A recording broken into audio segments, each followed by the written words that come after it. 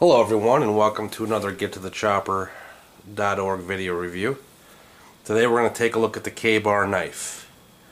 Ka-Bar has been making knives since 1898, and well, why don't we go ahead and take a look at what comes in the box when you order one. Very nice box, by the way. First thing you see here is a little pamphlet. What this pamphlet has in it is some recommendations for storing, how to maintain a knife, especially sharpen it, information on why it's called a Ka-Bar, and information about their limited lifetime warranty, which they will honor. They'll replace the knife as long as the damage isn't caused by misuse, and if it's a defective piece of material, they will replace the knife for free. Let's take a look at the knife itself. This one's got the leather grip, comes with a paper sheath, which by the way is one of the recommended long-term storage methods. The paper helps wick moisture away. You don't necessarily want to store this in something like leather. You want to store it in paper, at least according to the manufacturer. Next item is the leather sheath.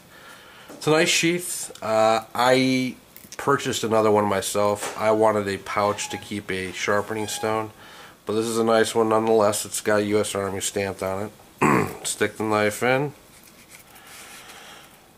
fasten the securing loop here, which is actually pretty difficult when you first get it.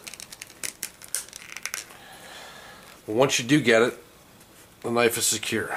It's not going to move too much, and obviously it's got the belt loop right there. So this is very secure. I know they make other sheaths, nylons for mole gear, so on and so forth, but this is what comes out of the box, and for everyday use it's actually pretty darn nice. So we'll go over some specifications. Total weight's 0.7 pounds. Definitely heavy, definitely feels like you have something in your hands, although not too heavy. Overall length 11 7/8 inches. Blade length is 7 inches. Blade thickness is 0.165 inches, so it's got a pretty nice thickness to it. 1095 steel. Let's see here, let me pull up my little cheat sheet here. HRC is 56-8. It is in fact made in the United States, and it's obviously a fixed blade. Now, like I said, this one's got the leather handle. They do make handles with other materials, synthetic materials, so on and so forth. I picked the leather handle because I think it looks cool. Very secure, very good to get a grip on, although I wouldn't blame someone if they did put some kind of grip tape on this, because leather can get a little slippery when wet, but that is obviously personal preference. It's got these grooves in it, so I mean it does have a nice grip. It does have a nice grip, but some people tend to add additional measures. The blade itself is a regular blade for about 2/3 of it, and then the bottom third is a serrated blade. This one's a U.S. Army stamp, by the way. I have this one's very new, but I have used these before to carve wood, cut varying degrees of cut different fibers such as nylon. You know, your cotton garments, so on and so forth. Very easy to cut with this knife. Very easy to cut. Price, I think if you go on their website right now, it's about $100. I think that I've seen them as cheap as $70, maybe even a little bit cheaper than that on places like Amazon and such. So, I'd say the price point is anywhere between, let's call it $65 and $100. And if you keep your eyes open, you might even be able to get it for less than that if you find a sale.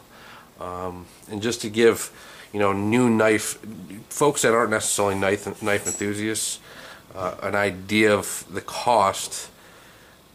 Generally speaking, knives can cost hundreds of dollars depending on the material, who makes it, so on and so forth. So I do consider this a good value for a very high quality knife. Like I said, these folks have been making knives since 1898. And they're showing no signs of stopping, so obviously they're doing something right. As far as the name, it was actually interesting. Apparently in the early 1900s they received a letter from a hunter who had ran out of ammunition and he had to kill a bear with this knife, and the only thing that was legible from his letter was K.A. Bear, which I thought was pretty interesting, thus the name K-Bar.